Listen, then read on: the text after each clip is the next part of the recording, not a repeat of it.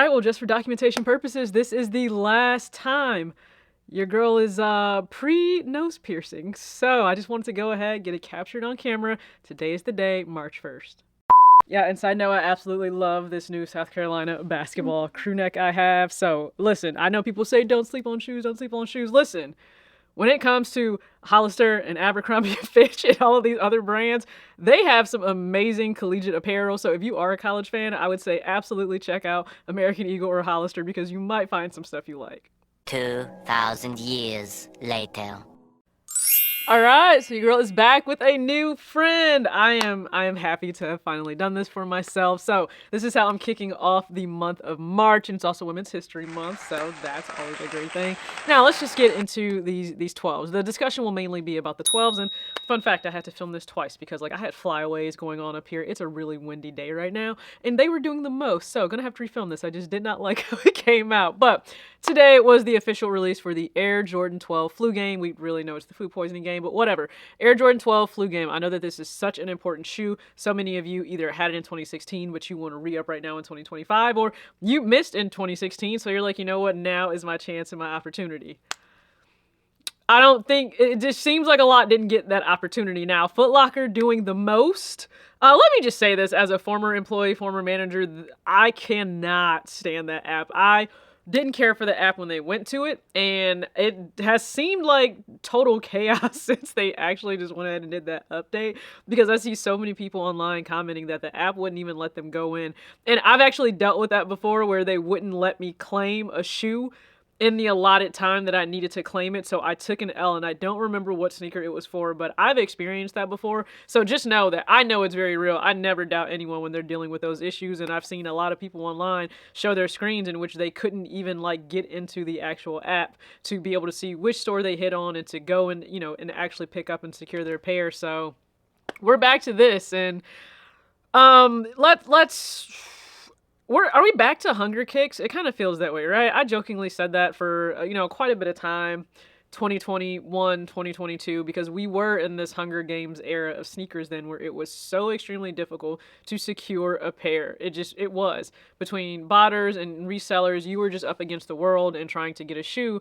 And it does seem like, relatively in 2025, that stock has been diminished. It's pulled back some. Now, I know the conspiracy theory is out there for one reason, that, oh, everybody said that Jordans were bricks and that's why they pulled back.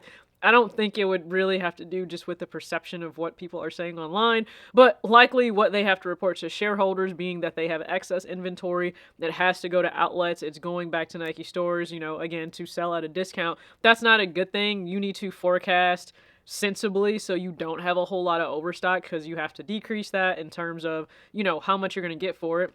You had MSRP forecasted at one thing and you have to decrease it. They don't care to see that a whole lot. Okay, they don't. So I'm sure Nike had to answer for that. So I know that's been going around, but it seems that there's this perfect storm again brewing, and part of it can be based on tax time, that people are struggling to get their sneakers. I saw a lot of L's here for the 12 this morning. So one, go ahead and comment below if you secured your 12. If you didn't, listen, I feel bad. I'm really hoping that they restock for you. I will candidly say, no, I didn't go for the 12. Why? I will place the links below of my last few experiences with 12s, okay? It's not that I don't appreciate 12s. I think 12s look great. I think they're really comfortable in terms of retros. I think they're great in fall and winter because they feel like a really comfortable boot on foot. 12s just must not like me, okay? I like 12s. I don't think 12s like me because the problems I dealt with in QC, it was atrocious.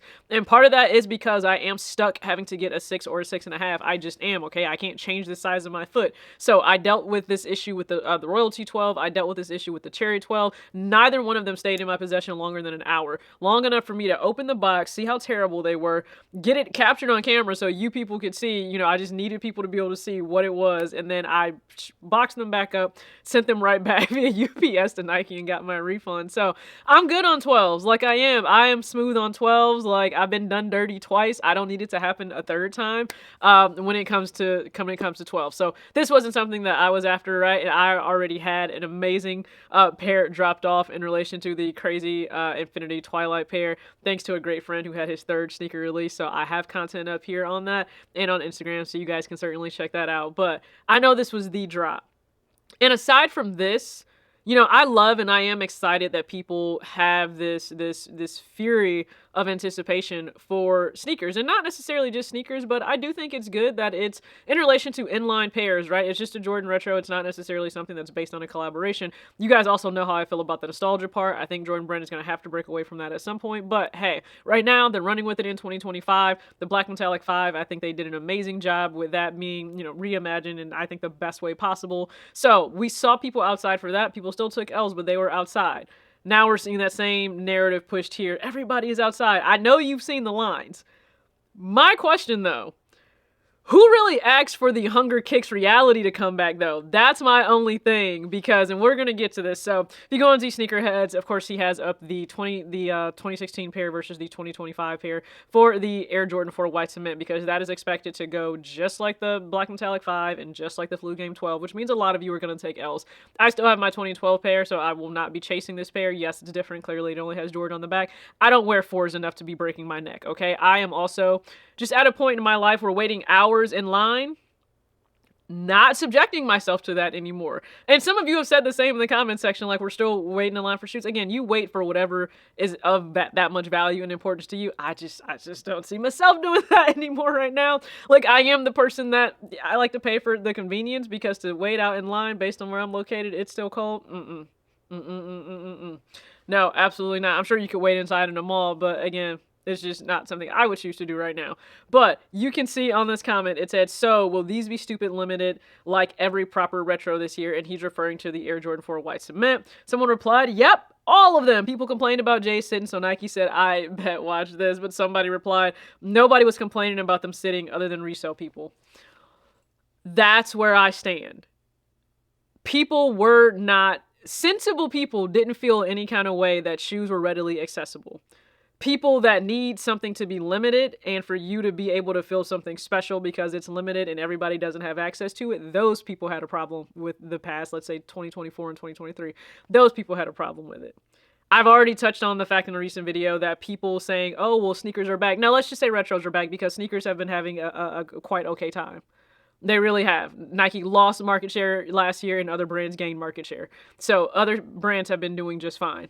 But when it comes to the Hunger Kicks aspect, you know who's happy about this? Botters, resellers, and respectfully, content creators, because they can have something to readily talk about in terms of building up the anticipation. There's so much FOMO associated with it.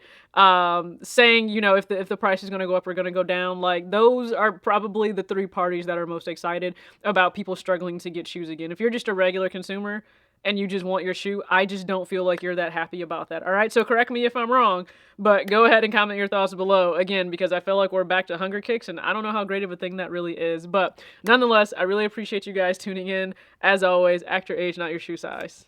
Peace.